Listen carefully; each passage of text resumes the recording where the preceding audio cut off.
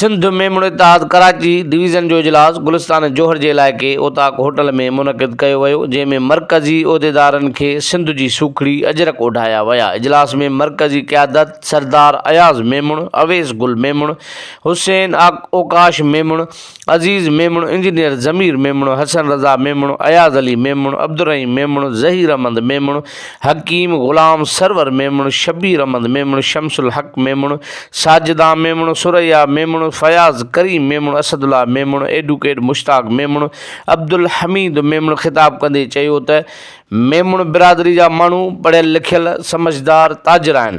असांजी कोशिश आहे त कराची खां कश्मीर ताईं सभिनी मेमणनि खे हिकु प्लेटफॉर्म ते गॾु कयूं ऐं हिकु मुनज़िम मज़बूत ताक़त बणिजी पंहिंजे हक़नि लाइ आवाज़ उथारियूं ऐं पंहिंजनि मिसकीन मेमण जेकी बेरोज़गारी में पिसिजी रहिया आहिनि उन्हनि खे रोज़गार सां लॻायूं। असां मेमण सिंध जी मज़बूत ताक़त बणिजी सिंध धरती जी ख़िदमत कयूं। उन लाइ 29 डिसंबर ते टंडो जाम जे राहुल हाउस ते सभु मेमण बिरादरी गॾु थी पंहिंजी ताक़त जो मुज़ाहिरो कयूं। असां मेमण असुल सिंधी आहियूं।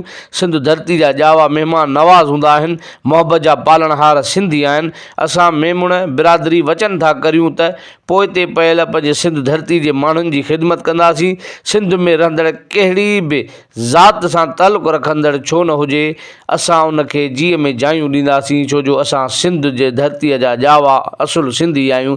सिंध धरती तां वॾेरा शाही जी बादशाहत ख़तमु करे मज़लूम माण्हुनि जी दाद रसीला कंहिं बि क़ुर्बानी खां न कीॿाईंदासीं ऐं पंहिंजी बिरादरी जे मज़लूम ग़रीब मिसकीननि जी हर मुमकिन मदद कंदासीं। उन मौक़े ते मेमण बिरादरी जे सवें मोजिज़ीन ऐं सहाफ़िन वॾे अंग में शिरकत कई।